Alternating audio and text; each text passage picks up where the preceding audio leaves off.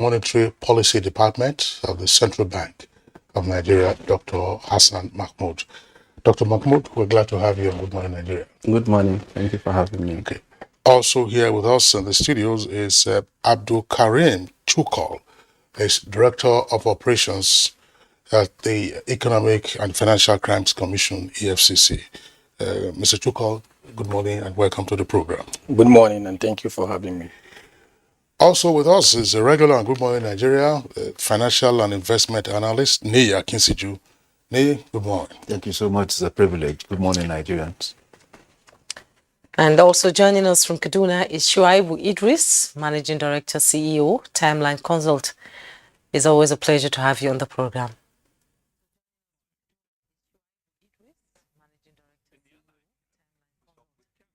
Always a pleasure to have you on the program. Thank you, Jumai. Good morning, Nigerians, and thanks for having me. All right. We're trying to get the Zoom connection to the president of the Association of Bureau de Change Operators, Dr. Aminu Gwadabe.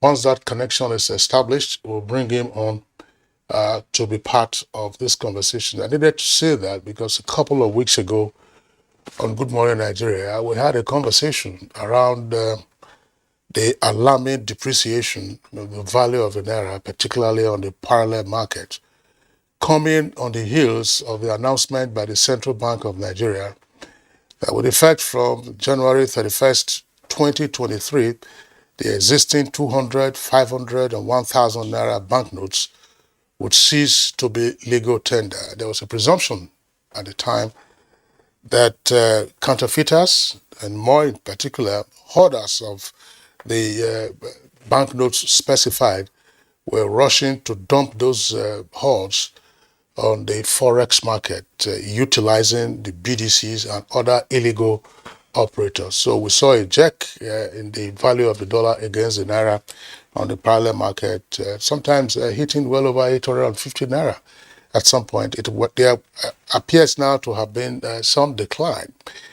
But when we had that conversation, Dr. Aminu Gwadabe, whom I said we were seeking to establish a Zoom connection to and join, did say, among other things, of course, along with other guests, that one of the challenges that the unofficial Forex market faces is the activity of persons in the ungoverned space in the Forex market. These are also ungoverned operators. We understand there are some 6,000 licensed BDCs, but every corner you go to, in major cities in Nigeria, here in Abuja, the notorious location is Zone 4. In Lagos, you find them on Lagos Island, you find them at the airports, elsewhere, on Allen Avenue, and so on and so forth. That's why we're having this conversation today, that 6,000 licensed BDCs, but thousands of persons who are operating, who keep no records whatsoever, and therefore make even more challenging the policies of the CBN towards reining in the activities of speculators. So let's begin today's conversation by bringing in the Director of Monetary Policy Department of the CBN, Dr. Hassan Mahmood. Dr. Hassan Mahmood, from an official point of view, how menacing are the activities of these governed operators in the Forex subsector? Thank you very much. You see, the issue around FX or exchange rate conundrum that we have is largely driven by the excessive demand that we have for FX. Even though they call Nigeria a small open economy, in the sense that we have some interlinkages with the rest of the world. But ordinarily, we're supposed to be more of export-oriented to earn the FX to be able to meet our demands. The supply side of it has been, and Kinsley have also mentioned this severally, has been the issue. If the central bank has a reserve bucket of 300 billion, we don't care even if you need 7 billion in the Nigerian economy. The bank can intervene and supply the funds to the market. But secondly, even if we have $1 trillion, are we going to leave our economy to the vagaries of external shocks because we're exposing the entire economy to the West. So even if you need your glasses, your shoe, you can go to Germany to buy, we'll kill our own domestic industries. We'll kill our own labor force. We'll kill our own GDP. And then the productivity of the Nigerian economy will not improve. So even if you have 1 trillion, we need to also look inward and see that how do we grow our businesses? How do we grow our private sector? How do we strengthen our institutions of economic governance?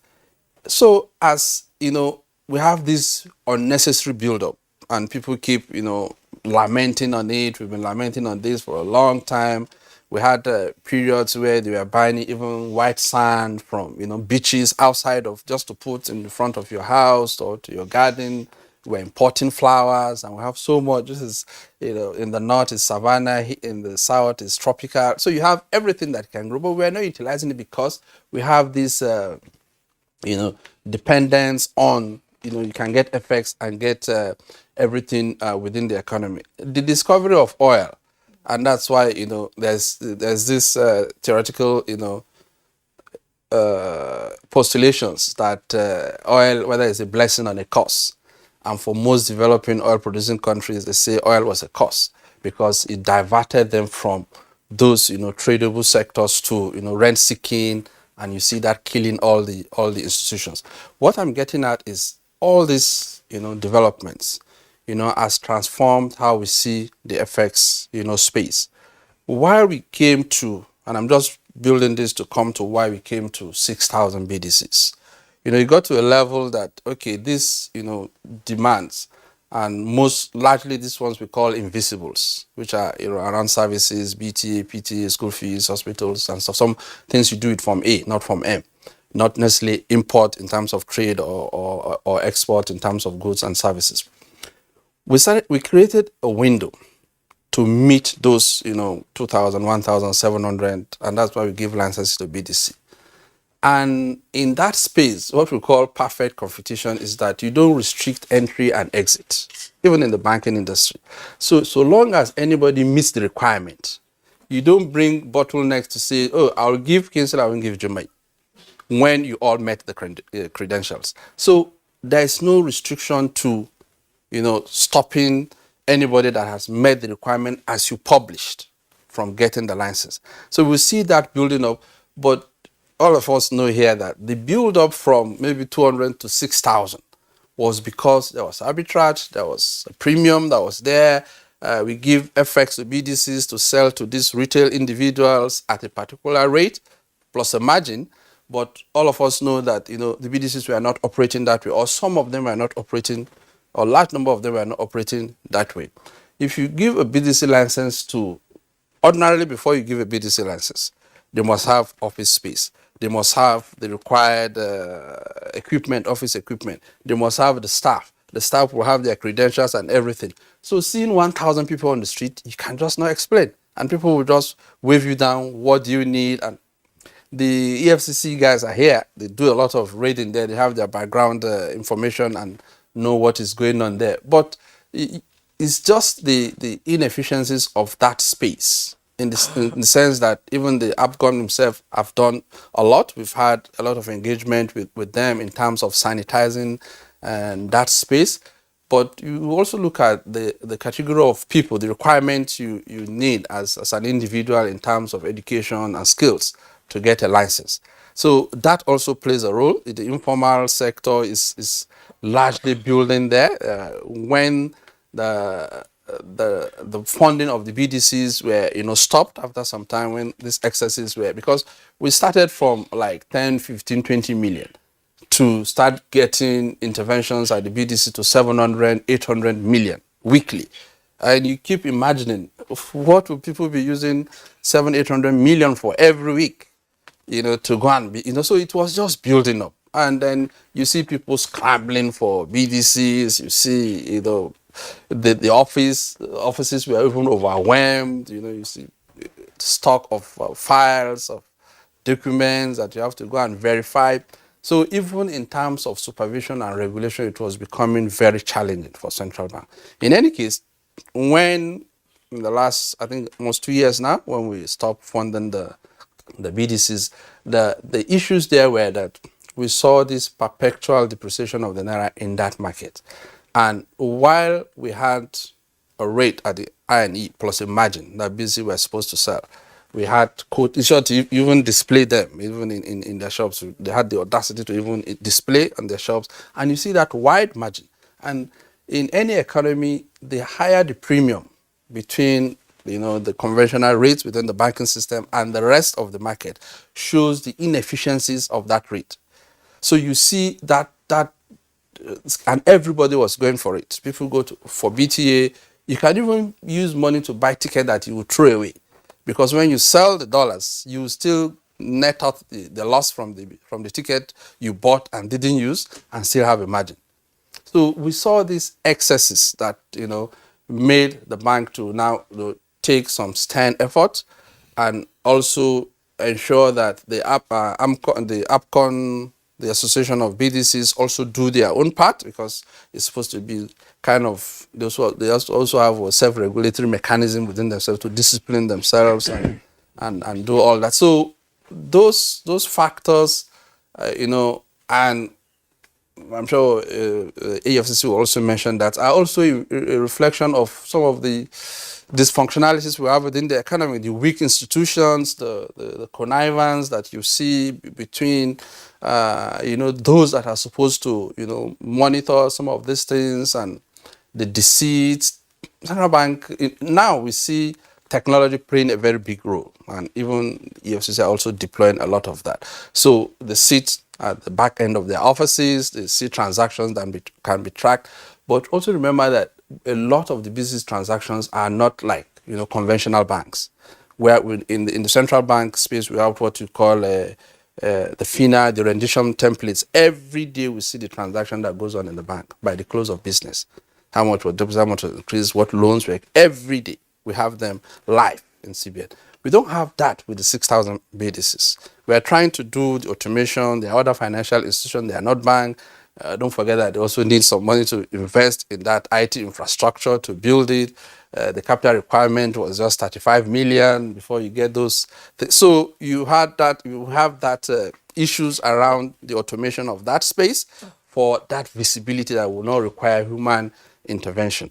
Okay, well, let me come in now. They said the efforts of the CBN to instill discipline in the Forex exchange market will be counterproductive if you don't have a market solution and administrative solution working hand in hand to ensure that the policy of the CBN works. You see, I just compared the BDC's segment and the conventional banks. We have, I don't know exactly what the population of the staff of banking supervision and other financial institutions department or trade and exchange within the central bank. I know there will be less than 300. And imagining those people overseeing 6,000 or 5,000, buckets of firms or businesses around Nigeria. I used to work in a department they call Financial Policy and Regulation, which is a department that gives license to BDCs. And we used to have what we call inspection.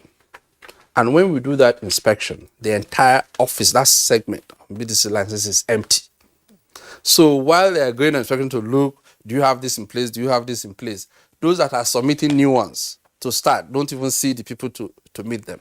And we can't say because we have 6,000 BDCs, we should go and employ another 20,000. See, you need resources to pay those staff, train them, and stuff like that. And so my point is, regulating that sector requires the entire, stakeholders in that space. And that's why I said even self-regulatory mechanism within the association is also very important, because you keep hearing the BDC group, the ones we give license, are saying that what we are seeing in that side is not us. It's the street hawkers, they're this, they're that. EFCC has raided so many times. So you just see that persistence of defiance with regulatory processes, with required procedures. We have renewal requirement fees that you pay, and a lot of people even hold these BDCs just waiting for when rates go up before they come and start, applying for. It's not that they're doing businesses. We tie their transactions to BVNs. So you don't give BTO to BVNs. We saw EFCC will also talk to that proliferation of fake BVNs. Numerous. So you have to bring passport, you have to bring visa, ticket. They'll give you in loads, whichever airline you want.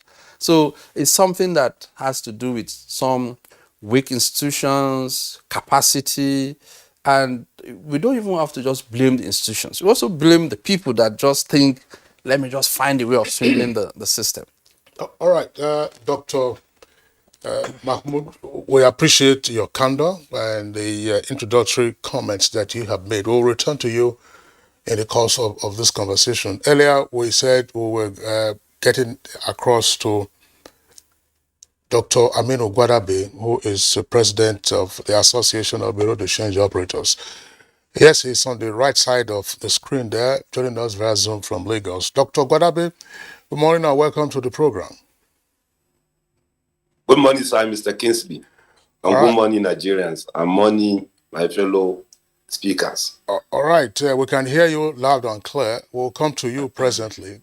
Before we welcomed you, I earlier summarized the suggestions you made when we discussed the depreciation of the Naira a couple of weeks ago. You were also part of that conversation. I want to go back to our Kaduna Network studios, where Shuaibu Idris, a regular on Good Morning Nigeria and current managing director of Timeline Consults. Shuaibu Idris himself is a financial expert and also a former banker. Shuaibu, the impression that one gets is that outside of what we may label the official Forex market, controlled by the central bank and commercial banks, everything out there is a jungle.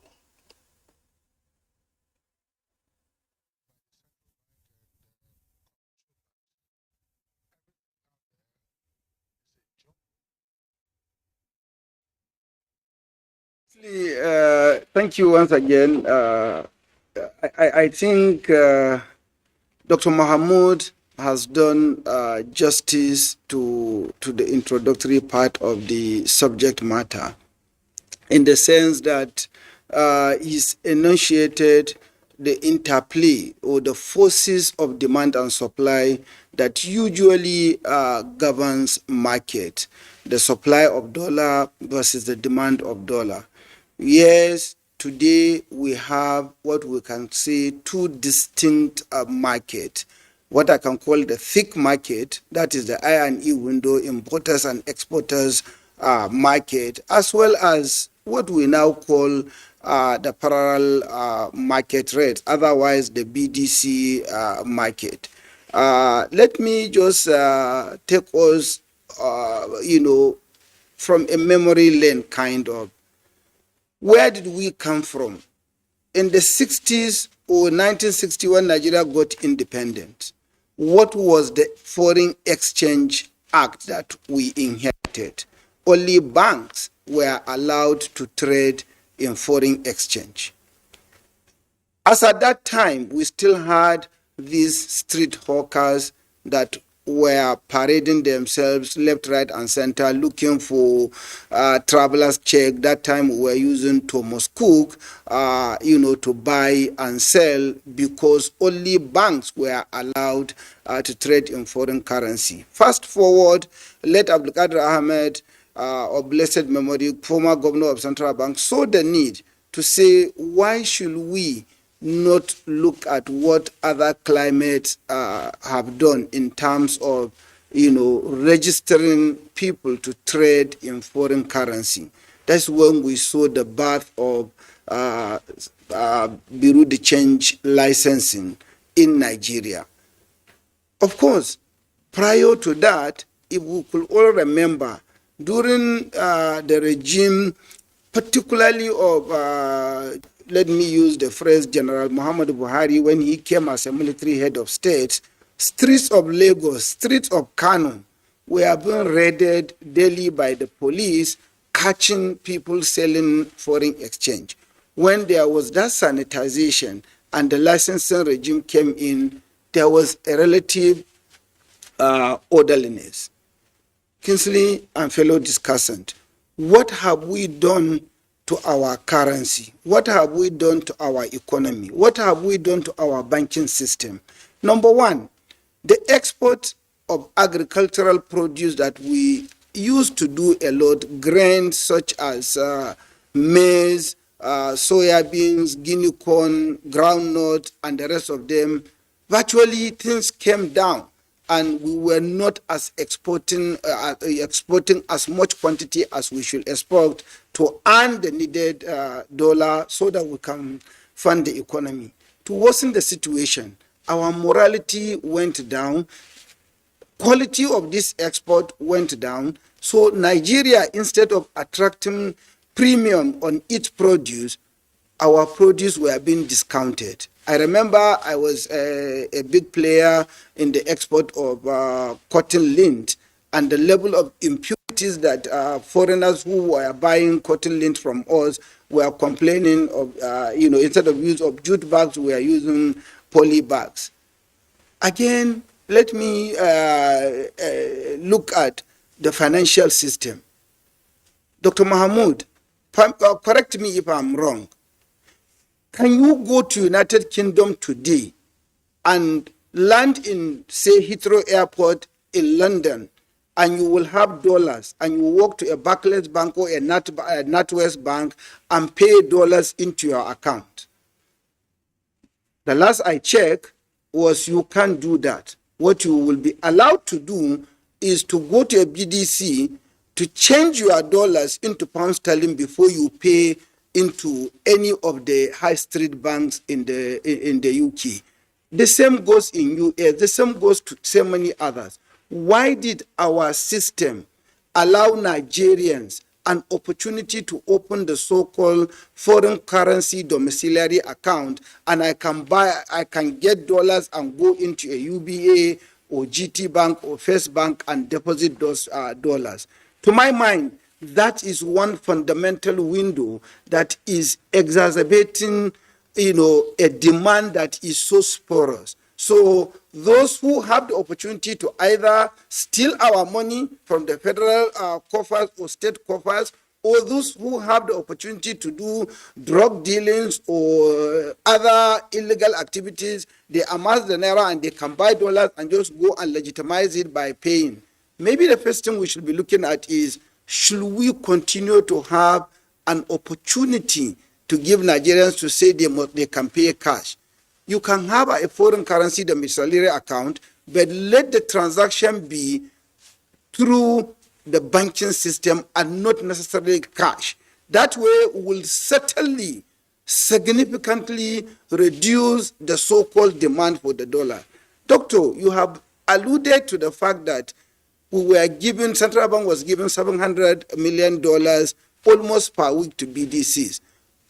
When you check how many Nigerians are able to travel out, how many even buy the basic traveling allowance, how many Nigerians are studying abroad, how many are buying these dollars and sending, how many Nigerians are going on medical treatment, how much are they buying?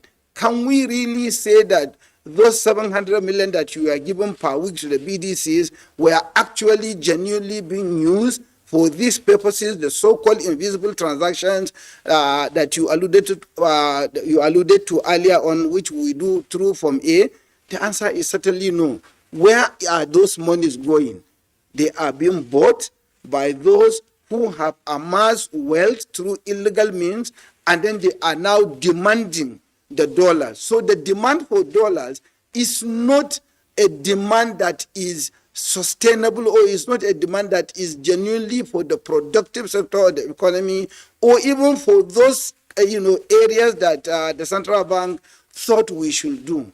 EFCC is doing a lot, no two way about it, but I have my reservations and I have my concerns. I took us down the memory lane. 30 years ago, 40 years ago, we were raiding street.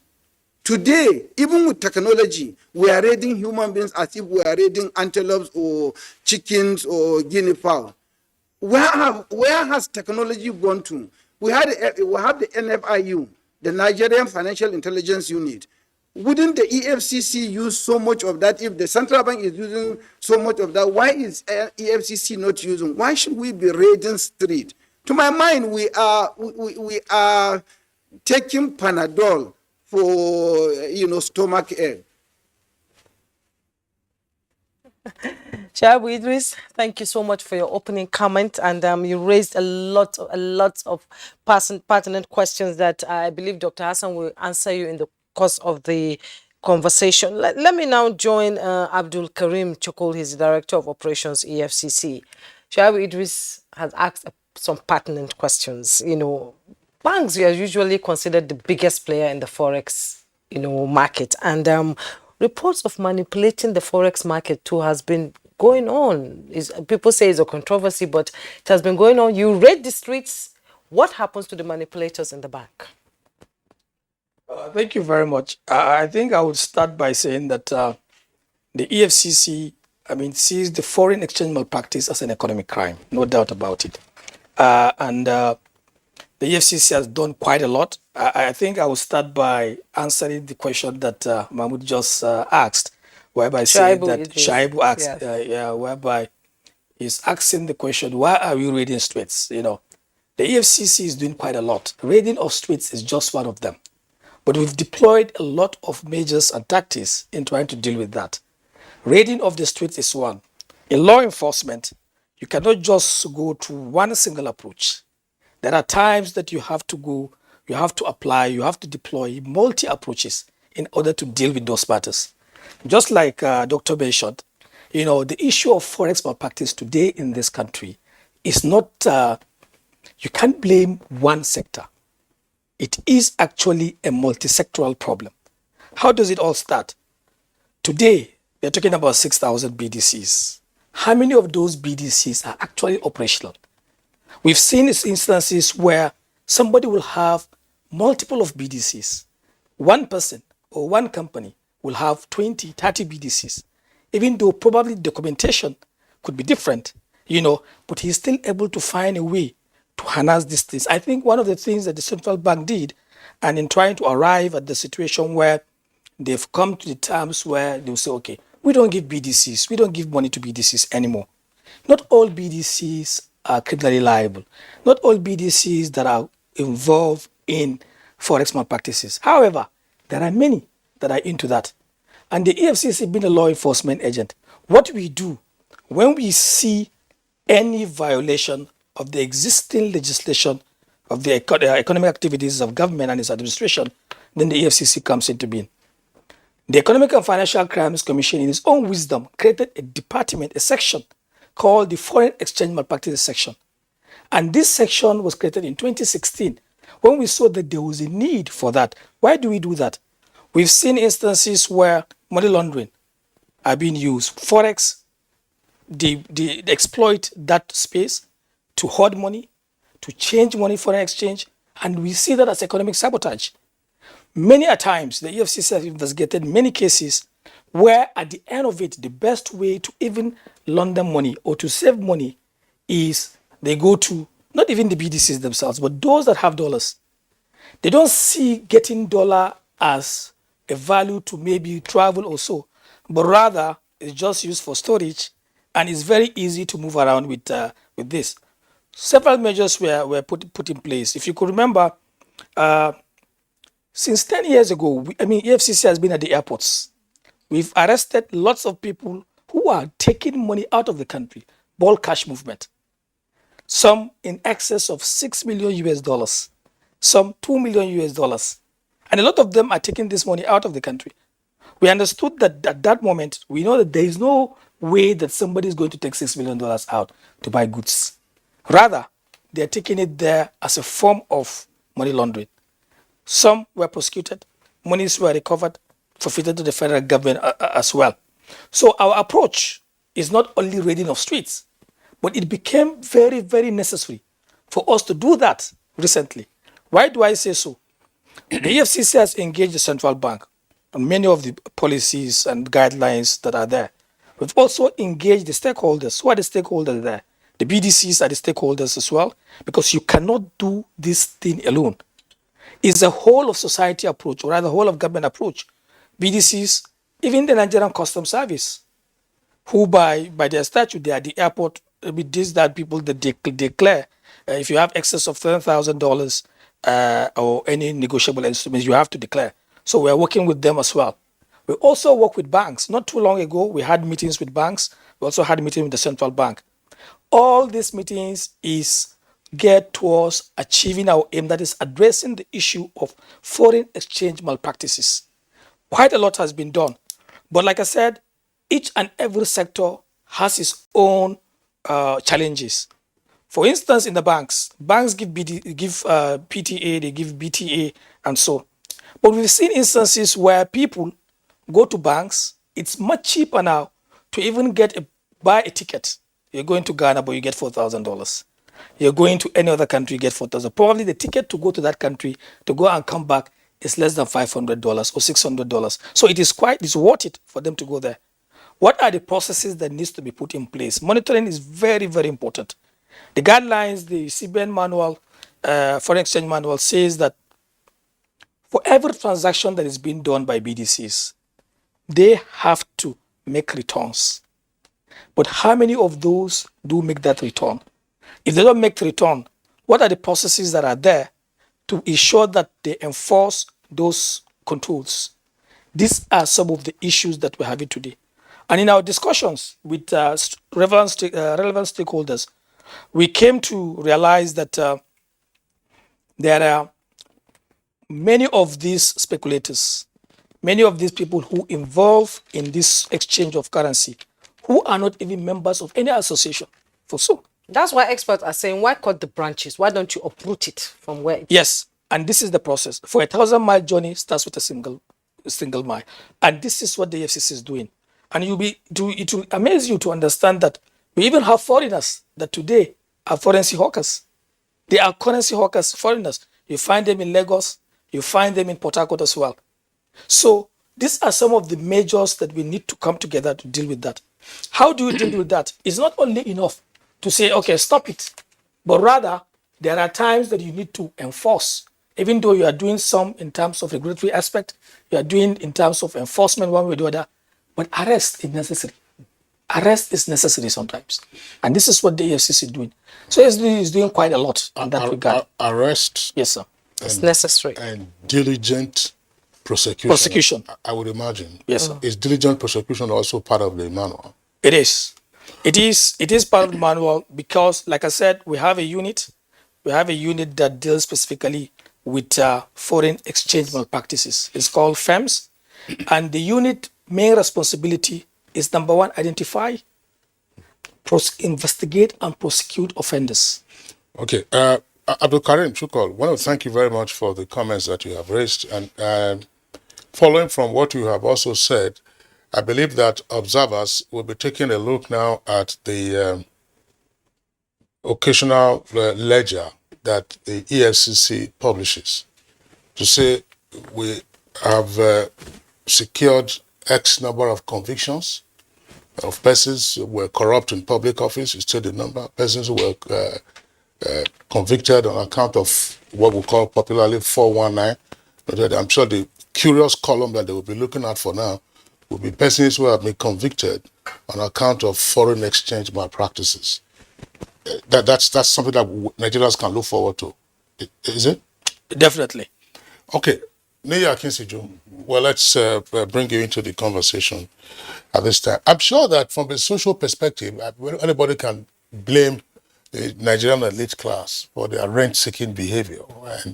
And any measure and every measure you try to adopt, Nigerian elite class will seek to cut corners. But we have seen the consequences. I use the jungle analogy one more time. How do we arrest this drift? Well, it's seriously complicated, you know. I think there's even a need to problematize the issue, as it were, going forward. What exactly is the black market?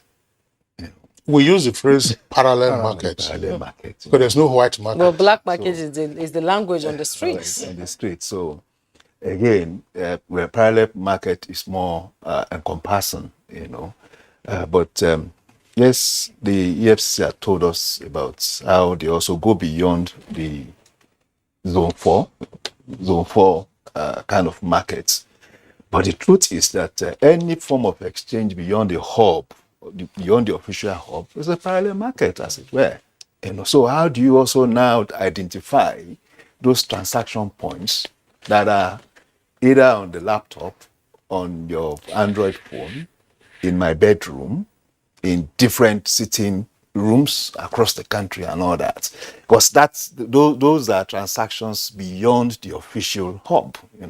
So I see this as quite challenging. And this is a trilemma, as it were. It's not just a binary thing at all.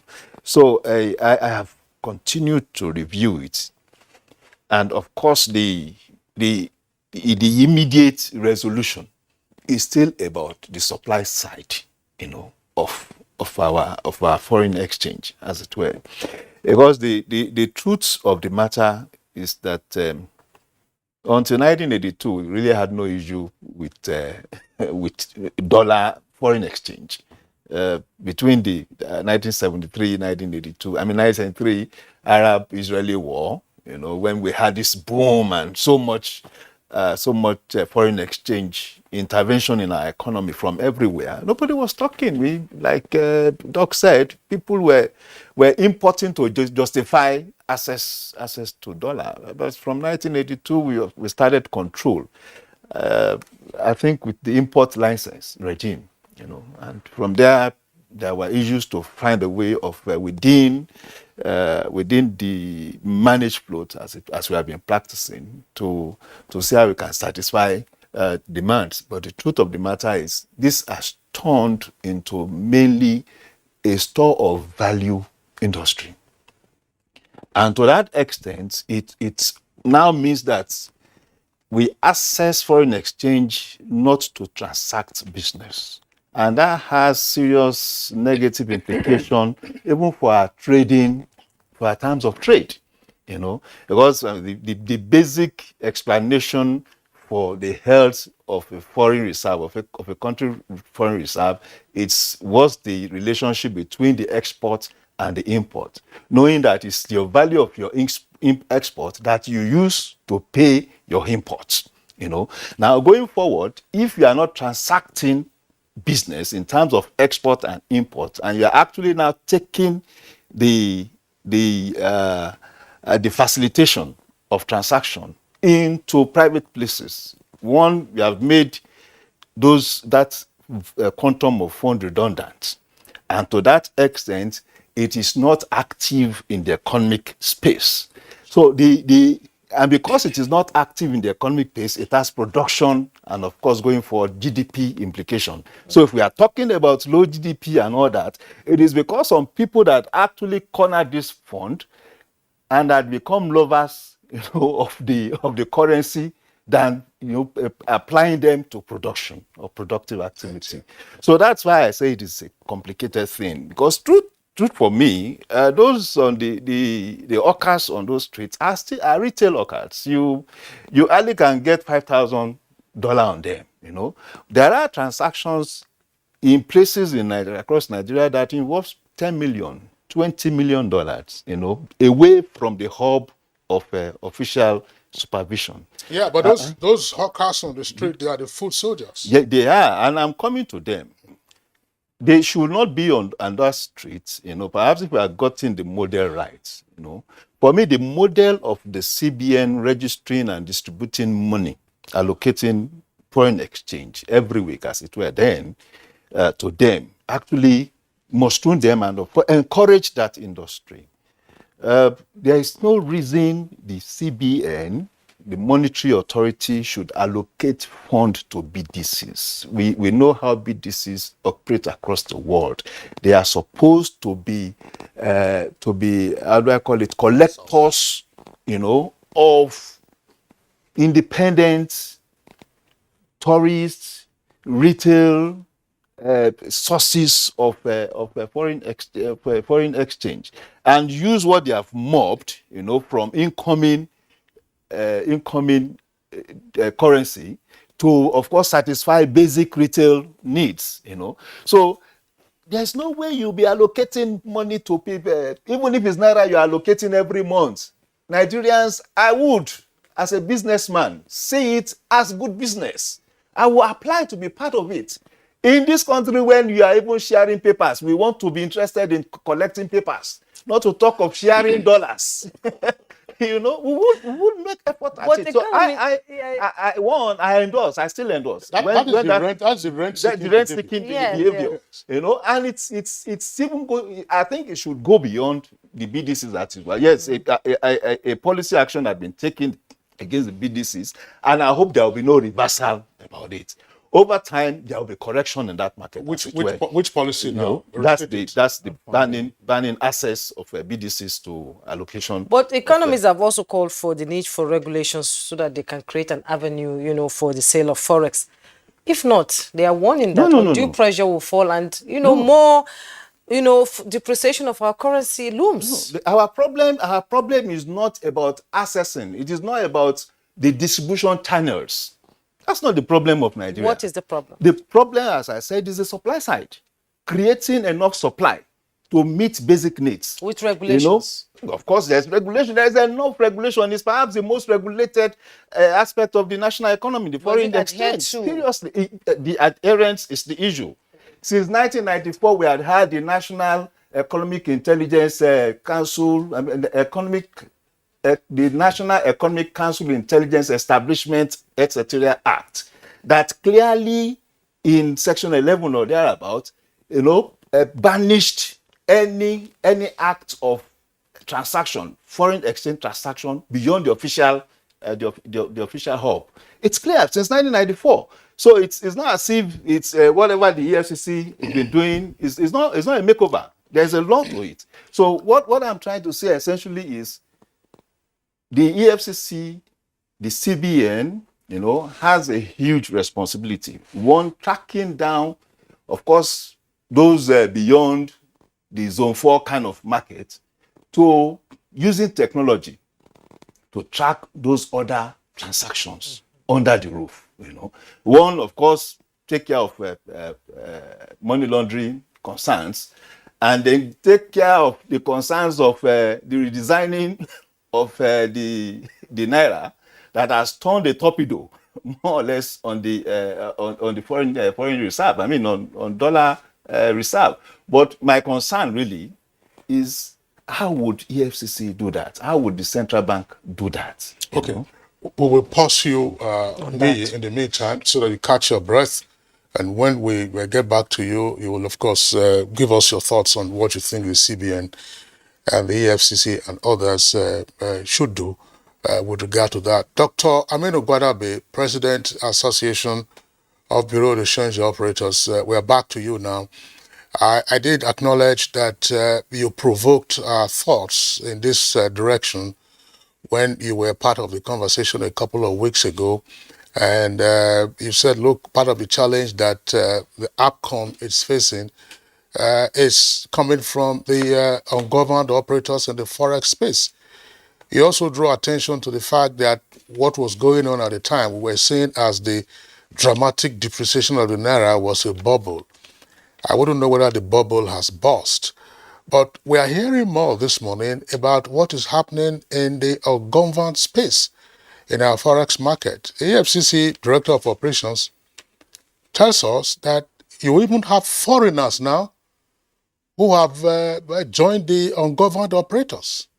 And that you just have all kinds of things. Again, the jungle analogy, no documentation, nothing happens. You buy international institutions, embassy staff, everybody just come in, buy your dollars. You can buy up whatever amount you like and take it out. If you are lucky, you are not caught. If you are caught, you have a problem. Dr. Aminu Gwadabe, let's have your thoughts on this, particularly also working towards how we can sanitize that jungle. Okay. Thank you very much. First, I want to start on a good note by congratulating Nigerians for the bubble that we said it will burst, and it has bursted.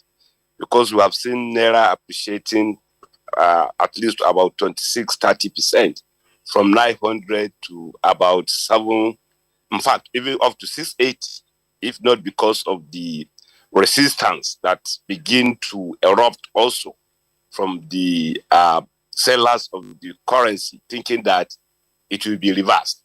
But however, it's a good achievement.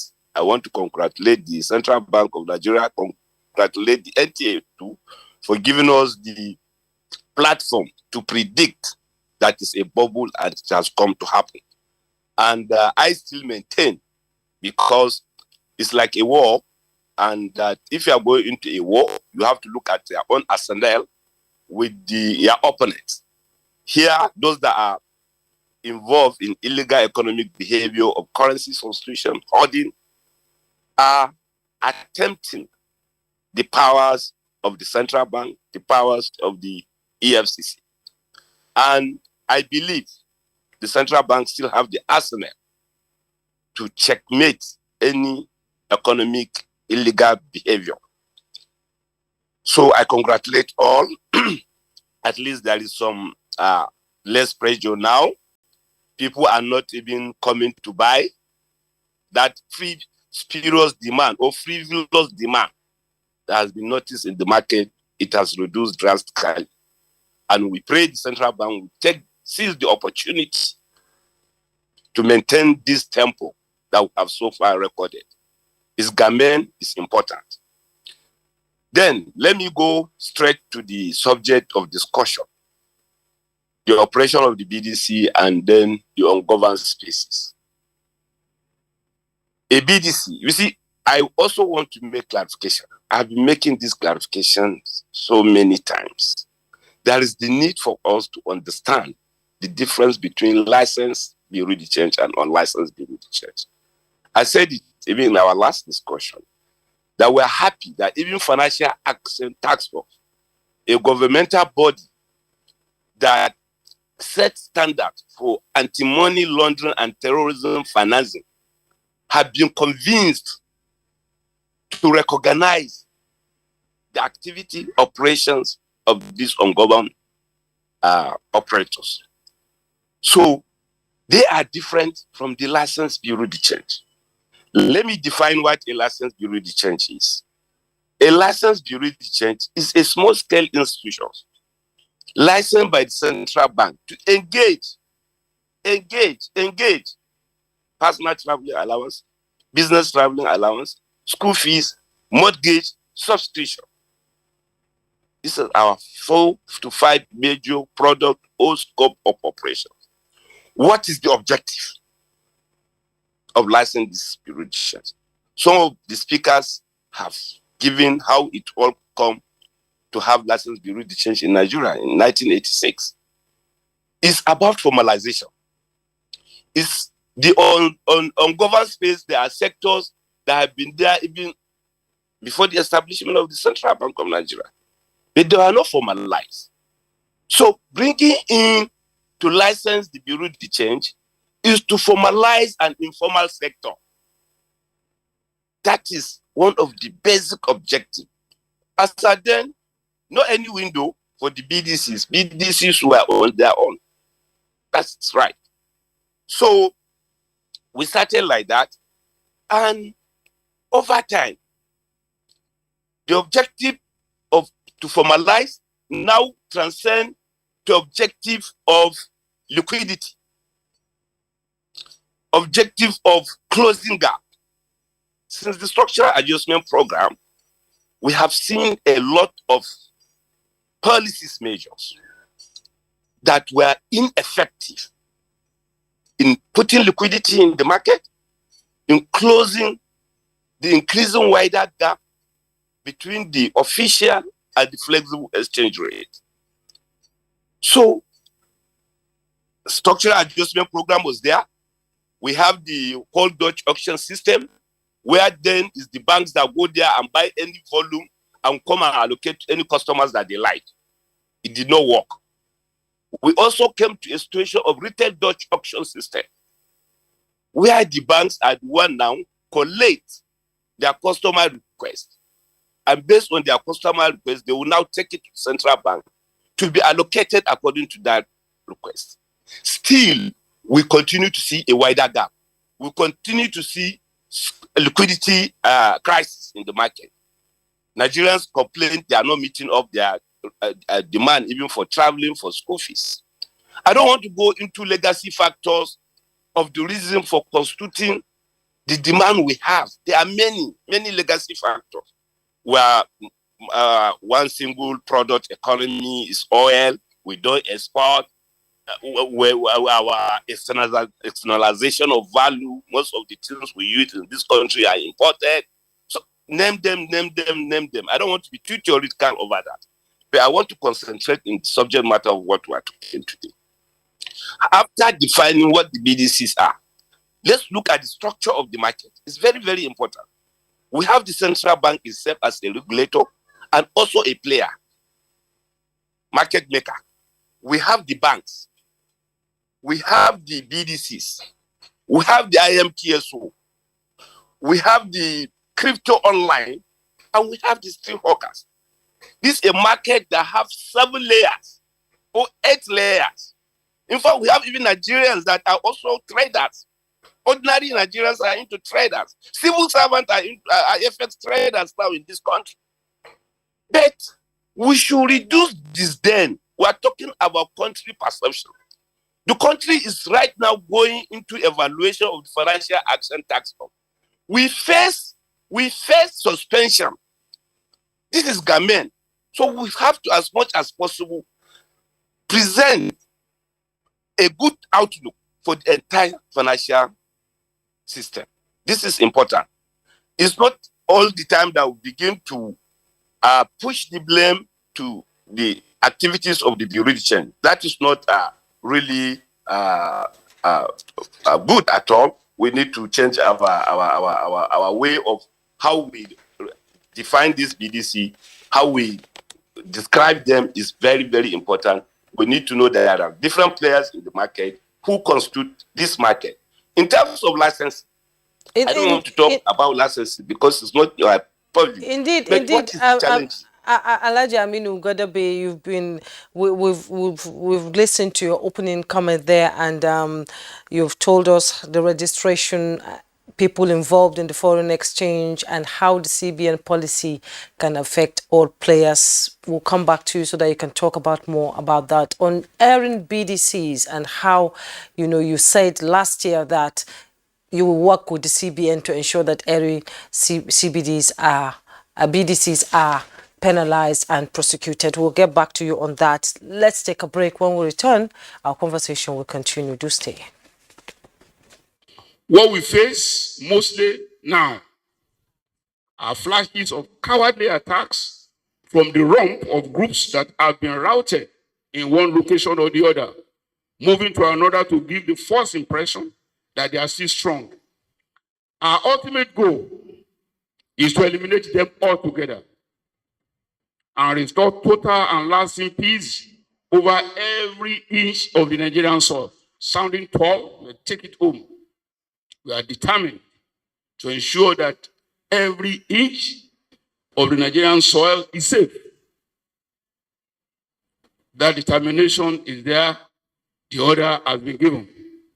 But we shall continue to protect the lives and property of Nigerians and foreigners in our midst. We shall continue to work for the peace of the nation and deter elements that constitute threats to the people.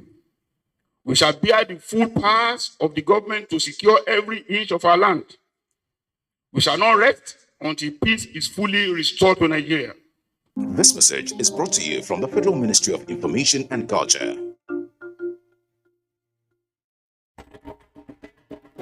To every politician, as the campaigns gain momentum and passions begin to rise, remember, the errors of your opponents do not make you a success.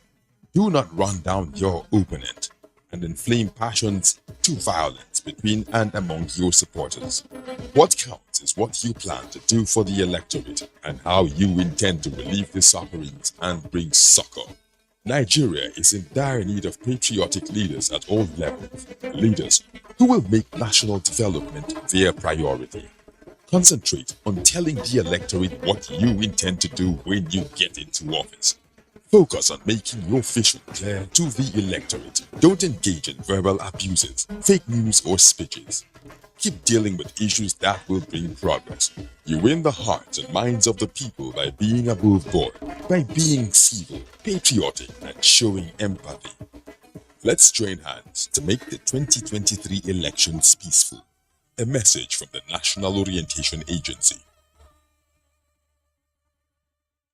The Honorable Minister of Information and Culture, Alhaji Lai Mohammed, welcomes the United Nations World Tourism Organization Secretary General and Ministers of Tourism, Culture and Arts from the UNWTO member states to the first UNWTO Global Conference on Linking Tourism, Culture and the Creative Industries. Date from 14th to 16th November 2022. Venue, National Theatre, Igomu, Lagos. Workshops and technical sessions starts on 14th November. Opening ceremony 15th November, time 10 a.m. A Day with Nollywood, 16th November, time 10 a.m. Special guest, UNWTO Secretary General, Mr. Zurab Pololikashvili. Special guest of honor, His Excellency Muhammadu Buhari, GCFR, President, Federal Republic of Nigeria. Mrs. Lydia Shehu Jafia, MNI, Permanent Secretary, Federal Ministry of Information and Culture. Announcer.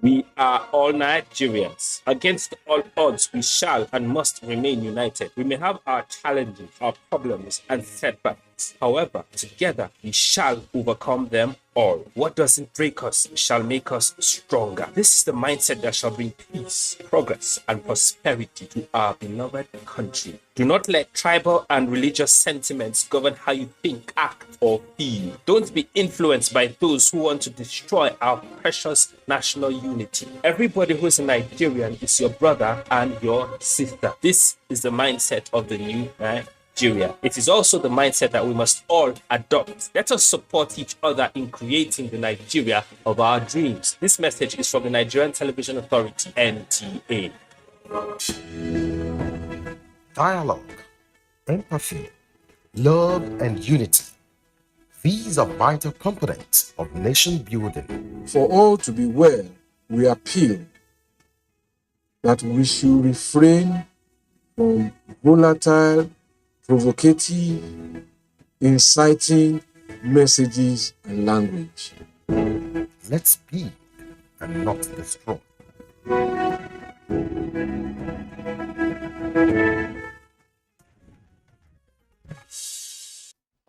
You're welcome back, and if you're just joining us, we have been discussing sanitizing ungoverned operators in the Forex sector. We have to come back now to the studio where Dr. Hassan is seated. He's the Director of Monetary Policy Department in the CBN. You've listened to all the guests from the BDC president to the AFCC, Ni Akinsuju, the economists. You've listened to them. Policies are made to be followed by stakeholders or whoever is participating in a particular business that policy involves. When this policy was announced by the CBN, there was a lot of, arguments from Nigerians saying that it is not going to work, it is just going to affect the common man, the people, the real people involved in the business itself will not be penalized or arrested. And some people are saying that at times politics too pushes the dollar to go up, because recently we've seen what happened from the primaries to the campaigns, and now campaigns are coming full blown. How can we make sure that the escalation of the dollar over the naira does not happen again? Because when it was 900, a lot of people were waiting for 1,000 to go and change their money so that they can make money. How can this policy of the CBN, affect it? When I started my narration, I gave an example of whether the advantages we had from, finding oil and prices of oil were going up was a blessing or was a curse. The end of that study showed that for many European and other emerging market economies, including the United Kingdom, they develop their economies through the proceeds of these raw materials or abundant natural resources, including the United States, Netherlands, Norway. Many of these economies, transform their economies from developing subsistent economies to advanced economies using the proceeds of these, natural resources that they got. But our economy, reversed to the negative side because of this, abundance resources that we had. And the reason for that was one, weak institutions. So the only thing that can make you transform your natural abundance or endowment to economic activity, productivity, and better standard of living is strong and efficient institutions. And why I'm bringing this is that now we've talked about all this, and Nii said it. It's like the most regulated sector, including the banking industries.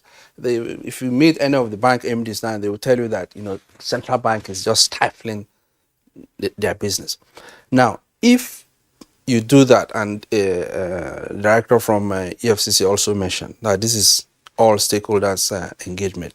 Kingsley off the record was mentioning, public enlightenment. I think National Orientation Agency also needs to be speaking to the people. So what we're seeing is just the decadence in the institutional structure. And when I mean institutional, I also mean people. Not necessarily EFCC, Central Bank, NTA, no, even the people, including the rule of law and the regulations, regulatory framework around it. We used to have BOFIA when, if for example, we have what we call credit management system. For you to register, give a loan, there are credit requirements, and if you flout those loans, we also have regulations that everyday banks should make rendition to central bank. If you don't make rendition, the charge was, I think, 100,000. And so banks, 1 month they don't make rendition, they will say add the 100,000. 1 million they pay. So that punitive measure was not, commensurate to the crime being committed. That was revised. The EFCC Director of Operation also mentioned here, and Kingsley was supporting that, are those people prosecuted? If you know the consequences of your crime, you can pay for it. You continue with the crime. But if you have punitive measures, if you've had people, and I like the analogy, it was more or less challenging EFCC, that in your Excel sheet that you show, are you going to be showing us and people are arrested for FX? Because if you have not seen anybody, being arrested and prosecuted, and is already in jail, is in Kuje, what did he do? They say he sold this on the street. The chairman of the BDC's proprietors also, made a statement. I just want to even ask one question.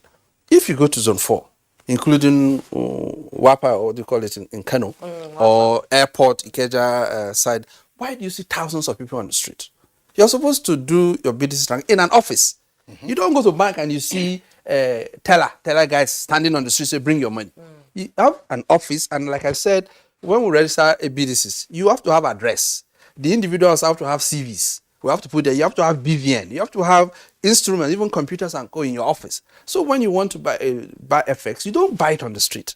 So let the BDC group associate themselves. Say, all you guys, if you don't have space in the office, don't stay on the street.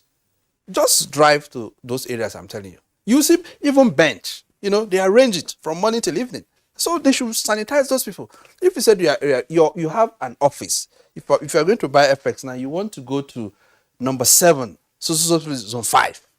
And when you have issues, and when you do those transactions, they are supposed to record it, take your details. If you go to, and Shoaibu mentioned it, if you go to the UK, even if you have $5,000, you won't go and change it. Because they say bring your passport. And then they will record it. If you don't, if you are lucky, they will take your picture. Immediately they start doing that, you say, no, I just want to change 500. And then you start going around. And even if you go around, you'll still be captured that this guy has gone to 5 BDCs. And you see somebody who just, hello, how are you? Are you doing well? Can we have a chat with you? And you realize that. So that is where that is where you see institutions, you say will be and processes work. If we don't get to that level, then and EFCC also said it, we need to deploy the advantage of technology. How many people are staff of EFCC? Even if you go to Zone 4 now, with 10 EFCC guys, and you have 1,000, they will beat them up. You can't shoot the 1,000 people. So you still need a lot of technology. And that's why he explained that we don't just go and raid and catch anybody. We know that 1-2 person is there. So they'll go to that place. If you are lucky to be standing there, they'll take you along. But later you come out, explain yourself. So the point I'm trying to make here is that let's be very practical about this. It's not something that is undoable. No amount of regulation in terms of, you have to have channels of implementing those regulations. You have to have consequences for what you have done. The punitive measure must be commensurate to what we want to achieve. You know, if you do all those things, and I think Shoaib also raised a question. You see, even from, there are issues of moral hazard. When you allowed, when you talked about domiciliary account, why do you have, in England, a lot of us have stayed there before, you can't open a dollar account or a euro account. You always have to change your money and put pound sterling. You can't go to any shop, even though you have your cards now that can, you know, cross rate any currency. You can have your card in any currency and buy anything anywhere in the world. So technology is also helping that space. We should also deploy those kind of things. But even while we had domiciliary account, you remember there were times that we had so many restrictions. Even if you have domiciliary account, because like he also, I think the chairman of BDCs said, is formalizing that sector. Let's bring those sectors into the visibility of the regulators. Because if you don't see them, you can't regulate them. Yes. Yeah, Dr. Hassan Mahmoud, thank you very much. You've said now, among other policy options, that we have to bring operators within the ambient view of the regulators, whether they are self-regulatory entities such as BDCs, or whether BDCs, of course, they have some regulation coming since they are licensed by the CBN, or whether they are the foot soldiers or the 7 layers that Aminu Gwadabe referred to. I want to bring in Shuaibu Idris one more time into the conversation. Shuaibu Idris, look, I know that this is not a conversation we can end in this single session, but I recall that in the 90s, one of the points of agitation by those in the formal economic sector was for the abrogation of the Exchange Control Act of 1962, because they said that it was making capital repatriation more cumbersome. And then I think it was the Abacha administration that lifted or abrogated the Exchange Control Act of 1962, again for the formal sector. But here, where you have a multiplicity of money changers, everybody just going in and out, and so on and so forth, starting with the BDCs, 6,000 of them. Dr. Fashwa was our guest when we had the first conversation. He says, look, in some countries, you don't have more than 25, 30 BDCs.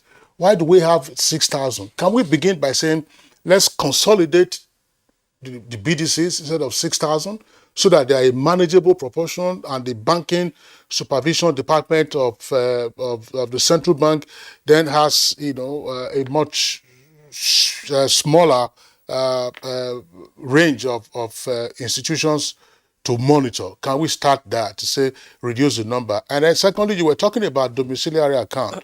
There are already concerns by persons who have those dorm accounts. Assuming an action is going to be taken, can we have a cut-off date to say beyond this date, only funds that come in from activities generated outside can be utilized? Shuaibu.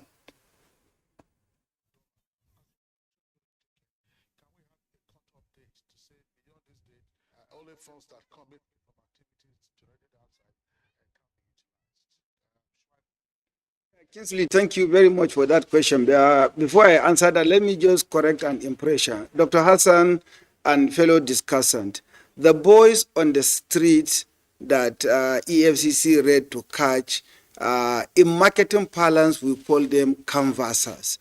If you go to Wafa, let's say I go to Wafa's in Kano with 500,000 naira, and I want maybe $1,000. I will not be able to transact that,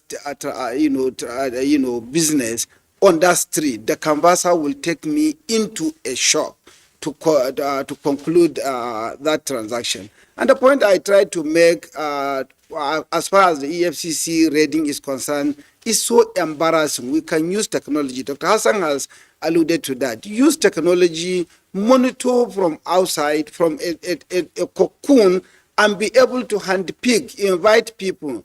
But quite a number of those guys that have been arrested, they are canvassers of licensed bureau de change.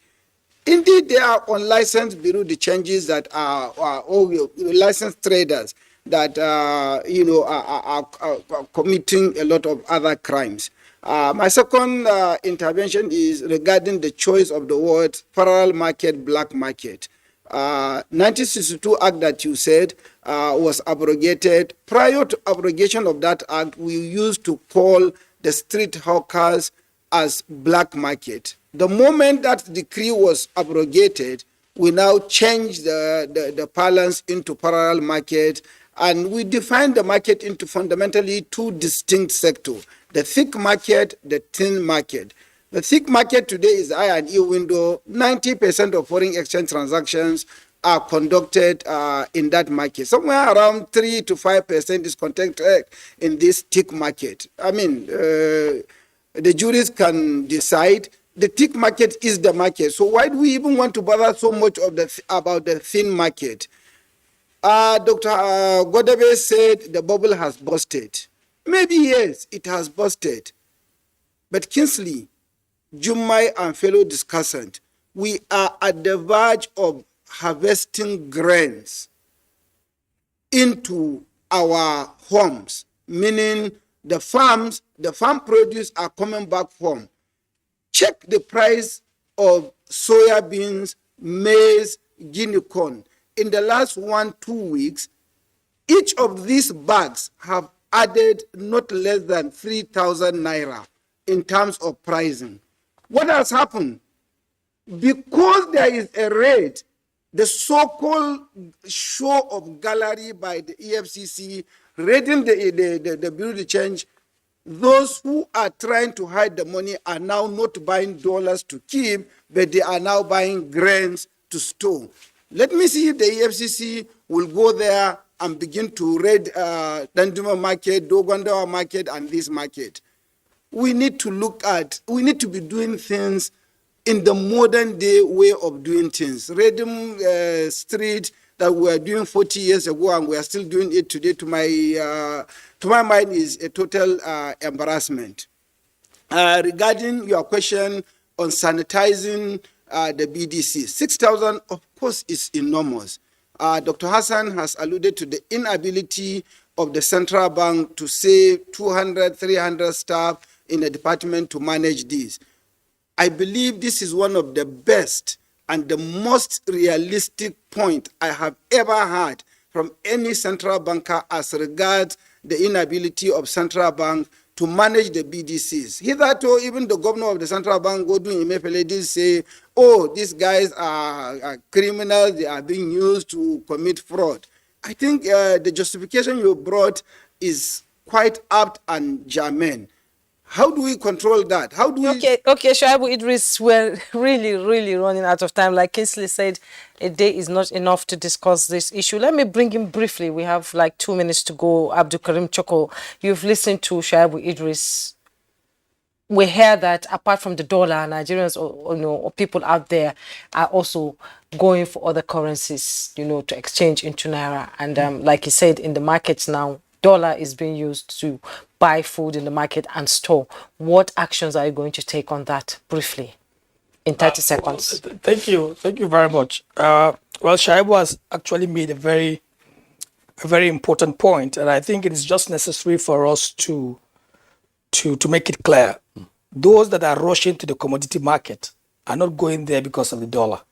They're actually going there because of the policy of central bank about the design of the naira. New naira notes. And we have the intelligence. The AFCC is a professional organization. We work based on intelligence. And we are working with not only the AFCC alone, but rather we're working with other stakeholders. What he has alluded, saying that, well, when you're talking about illegal Forex operators, you can't just invite people on the streets that don't have addresses. You can't. There are times that you need to invite But there are other times that you just have no choice but to make arrests. So like I said, as a law enforcement agent, we are law abiding, we work based on intelligence, and we work with stakeholders. I think the basic thing is we all have to be innovative in the whole of this approach. But you can't do this work without arrest. You can't do investigation. You can't do prosecution. Sometimes arrest is just incidental. It's just part of it. Okay. Let's bring in Alhaji Aminu Godebe. How can we stabilize, briefly, in 30 seconds, please, how can we stabilize the Bureau de Change? First, remodel the crude business model of the BDC by allowing them to partake in other products. Like Shaibu said, in other climes, you can't go to banks and be paying your dollar into the deposit, domiciliary account. Give that BDCs that role. Give the Bureau de Change the role of being pick-up agent for IMTSO. Imagine not long ago, a PSB was given the mandate to be sourcing dollars inward and be selling to commercial banks. Reduce the intervention of banks in retail exchange rate transaction. Very, very important. Two, the SRO margin. The self-regulatory organization of the association has been withdrawn by both the central bank and even the security agencies. There are times we want to even punish people, and when we go, in fact, you see, this is very, very gamen. The self-regulatory status of the association should be returned to it. Thank you so much, Aminu Godebe. Briefly, Ni Akinsuju, the parallel market itself, it's an issue both to the CBN and to the economic policy. Let's have the education, sensitizations to Nigerians. Yeah, seriously, I still hold my my position and reiterate it that if we have a strong supply side, we wouldn't have much issue. Just like inflation rate anchor, you also have a foreign exchange rate anchor. If there's expectation of continued devaluation, depreciation on your currency, there will be a drive, a motivation to use it as a foreign exchange, as a store of value. So, but if there is enough to take care the needs, the basic needs, and there is a stability in the foreign exchange market, the expectation will be lower. Okay. And of course, the pressure on demand will reduce. Okay. And of course, you will not have much need, for BDCs, as it were. Okay, Ni Akinsuju, financial and investment analyst. Thank you so much for coming on the program. Abdul Karim Chukwu, Director of Operations, EFCC. It's been a pleasure having you on the program. And Dr. Hassan Mahmoud, Director of Monetary Policy Department, CBN. Thank you so much for your enlightening conversation. We also thank Aminu Godebe, who joined us via Zoom from Lagos. He's the President, Association of Bureau de Change Operators of Nigeria. Thank you so much. And Shuaibu Idris, Shuaibu Idris is a MD, Managing Director, CEO, Timeline Consult. Thank you so much for your insight into the conversation. And all right, that's it. But I should express my doubt that we have actually worked out how to depopulate the government operators. Yeah, in the Forex I said, like you said, a day is not enough for that. Absolutely. Thank you for being with us. Join us again tomorrow, same time, 7 o'clock in the morning, for a fresh package of Good Morning Nigeria. I'm Kingsley Osadomo. And I am Juma Yusuf. Enjoy the rest of your day.